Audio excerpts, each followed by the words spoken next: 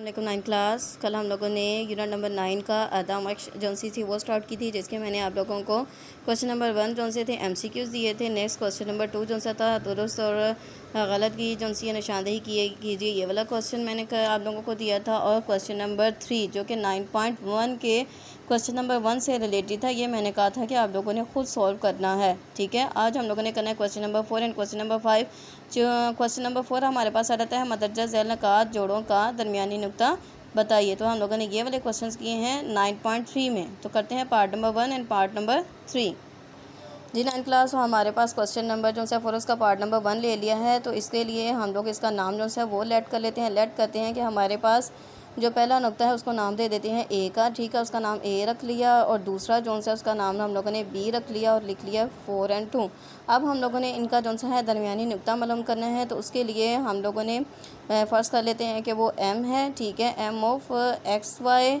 और इसके लिए हमारे पास जो फार्मूला आ जाता है वो आ जाता है एम x1, ठीक है, x2/2 and y1 plus y2/2। अब क्या करते हैं, इसमें कीमतें दर्ज करते हैं, क्योंकि इसमें हमारे पास x1 की वैल्यू ये है, y1 की वैल्यू ये, x2 की वैल्यू ये है और y2 की वैल्यू ये है।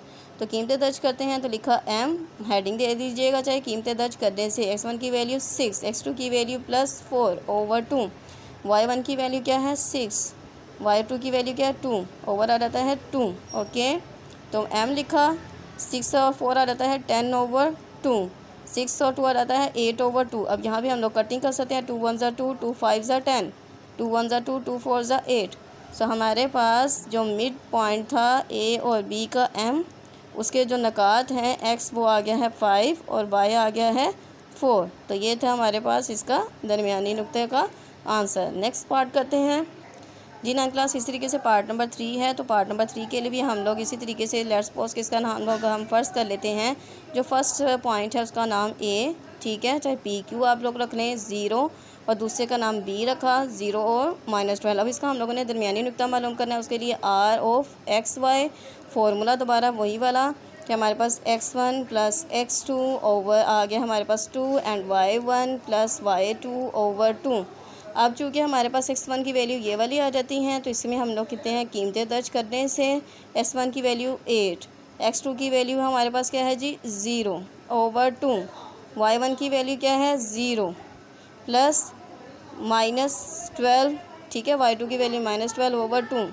तो ये हमारे पास आ रहा था 8 के अंदर 0 को ऐड किया तो आ गया 8/2 -12/2। यहाँ पे कटिंग की, 2 1 2, 2 4 8, 2 1 2, 2 6 12। सो हमारे पास इसका जो दरमियानी नुक्ता है वो उसके हमारे पास कोऑर्डिनेट x की वैल्यू आ गई है 4, y की वैल्यू आ गई है -6। ओके, तो ये था रिक्वायर्ड मेथड एंड आंसर। जी 9 क्लास, जो क्वेश्चन नंबर 5 है इसमें आ जाता है मदरजा झैल की तारीफ़ कीजिए। तो जब मैंने आप लोगों को यूनिट स्टार्ट करवाया था तो कोऑर्डिनेट ज्योमेट्री क्या है, हम लाइन नकात क्या मतलब कि हम ख़त नकात, हाँ गैर हम ख़त नकात, इन तमाम की तमाम डेफिनेशन को मैंने आप लोगों को बहुत ज़्यादा डिटेल से मार्क करवाया था। अब चूँकि ये रिव्यू एक्सरसाइज में है तो आज आप लोगों की ये रिवीजन हो जाएगी। तो आप लोगों ने इन तमाम की तमाम डेफिनेशन को दोबारा अच्छे तरीके से याद करना है। और एक दफ़ा मैं आप लोगों को रिवीजन में मार्क दोबारा करवा देती हूँ। जी 9 क्लास, जब हम लोगों ने यूनिट नंबर 9 स्टार्ट किया था तो फर्स्ट में ही जो मैं प्लेन ज्योमेट्री की डेफिनेशन आ जाती थी कि एक मसवी में ज्योमेट्रिकल इश्काल के मताले को मसवी या प्लेन ज्योमेट्री कहते हैं। इसी तरीके से कोऑर्डिनेट ज्योमेट्री की इश्काल के कातसी मसवे, ठीक है। तो यहाँ तक आप लोगों ने ये डेफिनेशन जो सी है वो याद करनी है। नेक्स्ट हमारे पास आ जाता है पेज नंबर जो है 205। इसमें आ जाता है हम ख़त और गैर हम ख़त नकात की, कि दो या दो से ज़्यादा नकात अगर एक ही ख़त पे वाक़ हो तो हम ख़त नकात कहलाते हैं या हम लाइन। तो इसके लिए आप लोगों ने ये डायग्राम लाजमी तौर पे बनानी है। हम लाइन के लिए आप लोगों ने ये वाली डायग्राम बनानी है और गैर हम ख़त के लिए ये वाली, ठीक है। अगर दो या दो से ज़्यादा नकात एक ही ख़त पे वाक़ ना तो गैर हम ख़त या गैर हम लाइन कहलाते हैं। नेक्स्ट हमारे पास आ रहा था मसलस के बारे में कि मसलस की क्या डेफिनेशन है। फिर अज़ला की लंबाइयों के लिहाज से मसलस के जो सी थी इकसाम थी, ठीक है, मसलस की डेफिनेशन थी। फिर मसलस की इज़ला की लंबाई के लिहाज से उसकी हमारे पास इकसाम आ जाती थी, मसाविल इज़ला मसलस, मसावी साकैन मसलस, फिर आ जाती है कामत ज़ामा मसलस, मुख्तलिफ इज़ला मसलस। तो ये वाली डेफिनेशन मैंने आप लोगों को बहुत ज़्यादा डिटेल से मार्क करवा दी थी कि हमारे पास अगर तीनों इज़ला मसलस के तीनों इज़ला की लंबाइयाँ बराबर हों तो उसको मसाविल इज़ला या मसाविल इज़ला मसलस कहते हैं, और इसके हर जाविये की मिकदार जो सी वो बराबर होती है, वो कितनी होती है 60 डिग्री। सेकंड हमारे पास आ जाता है जी मसावी साकैन मसलस, ऐसी मसलस जिसके दो इज़ला की लंबाइयाँ बराबर जबकि तीसरे ज़िले की लंबाई मुख्तलिफ हो तो उसको कह देते हैं मसावी साकैन मसलस। फिर कामत ज़ाविया मसलस के एक ऐसी मसलस जिसमें अंदरूनी ज़ावियों में से एक ज़ाविया 90 डिग्री का, उसे कामत ज़ाविया मसलस कहते हैं। मुख्तलिफ इज़ला मसलस के तीनों इज़ला की लंबाइयाँ एक दूसरे से मुख्तलिफ हो उसे कहते हैं मुख्तलिफ इज़ला मसलस। फिर हमारे पास आ जाता है कि मसवी में चार गैर हम खतनाकात के मिलने से मुरब्बा मुस्ततील और मतवाज़िल इज़ला बनती हैं, शकाल बनती हैं, और उसके लिहाज से मुरब्बा की डेफिनेशन आ जाती है पेज नंबर 211 पे।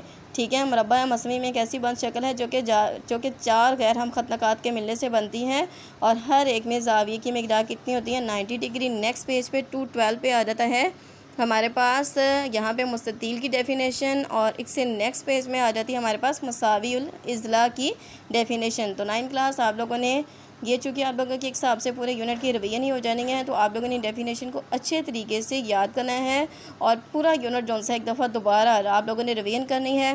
तो इंशाल्लाह ताला कल हम लोग नेक्स्ट यूनिट स्टार्ट करेंगे, नहीं तो इंशाल्लाह ताला इस बुक की रिवीजन स्टार्ट करेंगे। ओके, अल्लाह हाफिज़।